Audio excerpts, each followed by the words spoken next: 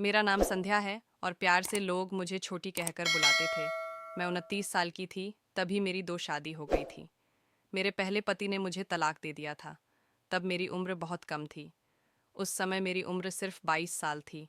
तब मेरे माता पिता ने मेरी दूसरी शादी 29 साल के आदमी से करा दी थी, क्योंकि मेरे लिए दूसरा लड़का मिलना मुश्किल था। मेरे पति मुझसे उम्र में बहुत बड़े हैं और अक्सर काम में व्यस्त रहते हैं। जब वह घर आते तो तबीयत का बोल के जल्दी सो जाते हैं। उनके होने के बावजूद मुझे वह सुख नहीं मिल रहा था जिसकी मैं हकदार थी।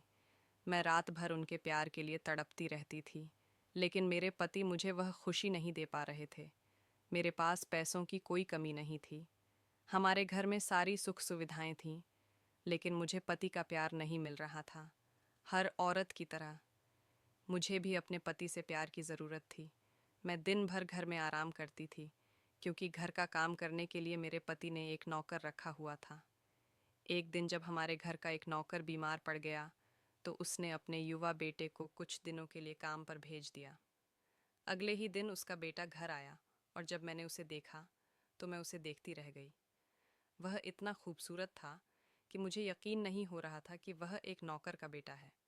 उसका गोरा रंग और नीली आंखें देखकर ऐसा लग रहा था जैसे वह कोई फिल्मी सुपरस्टार हो। मैंने उसे देखकर सोचा कि वह किसी राजा का बेटा होगा। मैं गोपाल का बेटा अमित हूँ। मेरे पिताजी की तबीयत खराब है, इसलिए उन्होंने मुझे यहाँ काम करने भेजा है। मैं कुछ दिनों तक यहाँ रहकर आपके लिए काम करूँगा और आपको कोई शिकायत का मौका नहीं दूंगा। जैसे मेरे पिताजी पूरी ईमानदारी से यहाँ काम करते थे, वैसे ही मैं भी अपना काम पूरी तरह ईमानदारी से करूँगा। फिर मैं अमित को अंदर आने के लिए बोली और खुद जाकर सोफे पर बैठ गई। जब वह अंदर आया तो मैंने उससे पूछा, तुम्हारा नाम क्या है और तुम क्या काम करते हो? क्या तुमने पहले भी कहीं काम किया है और तुम्हें काम करने का तरीका पता है? तब वह युवक मुझसे बोला, मालकिन, मैंने अभी अभी तो आपको अपना नाम बताया कि मेरा नाम अमित है, और रही बात काम की, तो मालकिन मैं घर के सारे काम अच्छे से करता हूँ। आपको मुझसे कोई शिकायत नहीं होगी। अब मैं अमित की तरफ वह वाले नज़रों से देखी और हंसते हुए बोली, ठीक है, तुम घर का काम करते हो, लेकिन क्या तुम्हें पता है कि घर के काम से ज़्यादा ज़रूरी होता है अपने मालिक या मालकिन को खुश करना? क्या तुम अपनी मालकिन को खुश कर सकते हो? जो कुछ भी मैं कहूँगी, क्या तुम उसे मानोगे? क्या तुम अपनी मालकिन की प्राइवेट इच्छाएं पूरी करोगे? अमित ने मुझे चुकाते हुए कहा, मैं अपना काम पूरी ईमानदारी से करूँगा और आपको अपने काम से खुश करने की पूरी कोशिश करूँगा। फिर मैंने अमित को उसका काम समझाया, और काम समझने के बाद अमित ने काम शुरू किया। वह मन लगाकर काम कर रहा था, लेकिन अब मेरी नज़रें हमेशा उसी पर लगी रहती थीं। मैं अक्सर सोफे पर बैठकर उसे देखती रहती थी। मुझे नहीं पता मुझे क्या हो गया था। जब भी अमित थोड़ी देर के लिए बाहर चला जाता तो मुझे उसकी कमी महसूस होती थी। मुझे वह बहुत पसंद आने लगा था, और अब मुझे उसके पास जाने की इच्छा होने लगी थी। मैं चाहती थी कि अमित मेरी ज़रूरतों को भी पूरा करें। जब से मैंने उसे देखा था, तभी से मेरे दिन की शांति और रात की नींद उड़ गई थी। एक दिन मेरे हस्बैंड को किसी काम के सिलसिले में शहर के बाहर जाना पड़ा, लेकिन वह बहुत परेशान थे। मैंने उनसे उनकी परेशानी का कारण पूछा, तो उन्होंने मुझे बताया कि पहले जब भी मैं किसी काम के लिए बाहर जाता था, तो गोपाल तुम्हारे पास होते थे, इसलिए मुझे कोई चिंता नहीं रहती थी। गोपाल का नाम सुनते ही मैंने अपने पति से कहा, कोई बात नहीं गोपाल, नहीं है तो अमित तो है ना। आप बेफिक्र होकर अपने काम के लिए जाएं और मेरी बिल्कुल भी चिंता मत कीजिए। मैं यहाँ आराम से रहूँगी। अमित भी हमारा नौकर है ना, और वह भी अपना काम पूरी ईमानदारी से कर रहा है। वह भी मेरी अच्छी तरह से देखभाल करेगा। आपको किस बात की चिंता है, और मैं अपनी देखभाल खुद भी कर लूँगी। फिर मेरे हस्बैंड ने अमित को उसका काम समझाया और मुझे छोड़कर कहीं भी ना जाने की इजाज़त न दी, और फिर वह अपने काम के लिए दूसरे शहर चले गए। अब हस्बैंड के जाने के बाद में आराम से कमरे में बैठकर मोबाइल पर टीवी वीडियो देख रही थी। लेकिन आज मुझे मोबाइल पर वैसी वीडियो देखने का मन नहीं था, क्योंकि मैं रोज़ वैसी वीडियो देखती थी, और आज मुझे वह सब असल में करना था। मेरी 2 शादियां हो चुकी थीं, लेकिन मैं अब तक वह सब नहीं की थी। अब जब से मैंने अमित को देखा था, तब से मेरी इच्छाएं बढ़ गई थीं। मैं बार बार अमित की ओर खींची चली जा रही थी। मैं कमरे में आराम कर रही थी, लेकिन मुझे उस चीज़ की तड़प हो रही थी जिसकी मुझे बहुत ज़्यादा चाहत थी, और अब वह मौका भी मेरे सामने था। लेकिन मैं और कितनी देर तक रुक सकती थी? मुझे समझ नहीं आ रहा था कि अजय को अपनी तरफ कैसे आकर्षित करूं, क्योंकि वह केवल अपने काम में बिजी था। अब मुझे उसके साथ कुछ करना था, इसलिए मैं उसके सामने बहुत नए जमाने के शॉर्ट ड्रेस पहनने लगी थी। लेकिन उसने फिर भी मेरी तरफ ध्यान नहीं दिया। अब मेरी बेचैनी बढ़ती जा रही थी। और फिर एक दिन मैंने अमित को अपने रूम में बुलाया और अपने ने दिल की सारी बातें बताने का फैसला किया।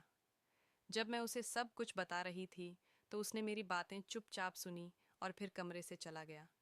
मैं बस उसे देखती रह गई। मुझे समझ नहीं आ रहा था कि अमित को कैसे मनाऊं। मैं उस पर ज़बरदस्ती भी नहीं कर सकती थी। मेरी चाहत थी कि वह अपने दिल से मुझसे प्यार करे, लेकिन ऐसा हो नहीं रहा था। अब मेरा दिल और दिमाग सिर्फ अमित के ख्याल में डूबा रहता था। उसके बिना मुझे कुछ अच्छा नहीं लगता था। मैं किसी भी कीमत पर उसके साथ सब कुछ करना चाहती थी।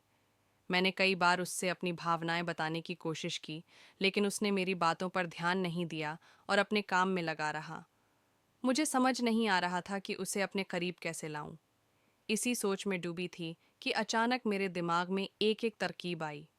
मैंने गिरने का नाटक किया ताकि अमित मेरे पास आए। अमित ने आकर मुझे उठाया, और जब वह मुझे उठाया तो मेरा शरीर उसने टच किया, तो मानो मुझे स्वर्ग का सुख मिला हो। अब मेरी हर इच्छा पूरी होने वाली थी और मैं बहुत खुश थी।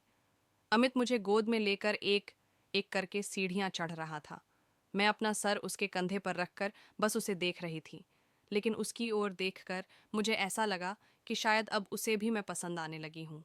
अमित मुझे जल्दी से कमरे में लेकर आया और मुझे बिस्तर पर लिटा दिया।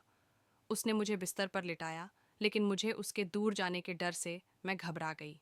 मैंने जल्दी से उसका शर्ट पकड़कर उसे अपनी ओर खींचा और बोली, अमित, मुझे छोड़कर मत जाओ। मैं तुम्हारे बिना नहीं रह सकती। तुमसे दूर होने पर मुझे कितनी तकलीफ होती है। क्या तुम्हें मेरी तकलीफ दिखाई नहीं देती? लेकिन इस बार भी उसने मेरी बातों पर कोई ध्यान नहीं दिया। वह बस इतना बोला, मालकिन आप आराम करो, मैं अभी डॉक्टर को बुलाता हूँ। यह कहकर वह कमरे से बाहर चला गया। करीब 1 घंटे बाद अजय घर वापस आया और उसके साथ एक लेडीज डॉक्टर भी थी।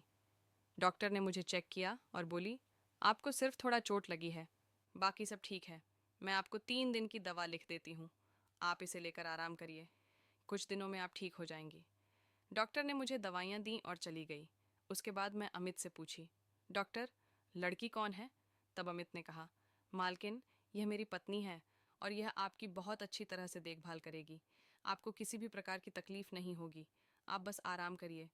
फिर उसने अपनी पत्नी से कहा, मालकिन की अच्छी तरह से देखभाल करना, उन्हें चलने में तकलीफ है, उन्हें बाथरूम में ले जाने में मदद करना और उनका हर काम करना। मैं अच्छे से अमित को देख रही थी। फिर अमित मुझसे कहने लगा, मालकिन, इस घर में ना तो मालिक है और ना ही कोई महिला।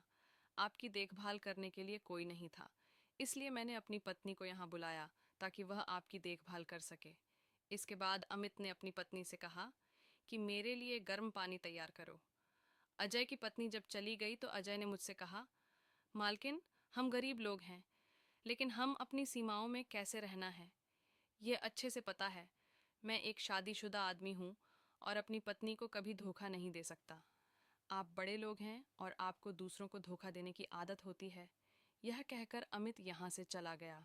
तो दोस्तों, अमित सही किया कि गलत कमेंट बॉक्स में अपना राय ज़रूर दें। और हाँ, आप हमारे रोमांटिक सुविचार कहानियाँ चैनल पर पहली पर आए हैं तो प्लीज़ वीडियो को लाइक करके चैनल को सब्सक्राइब करें।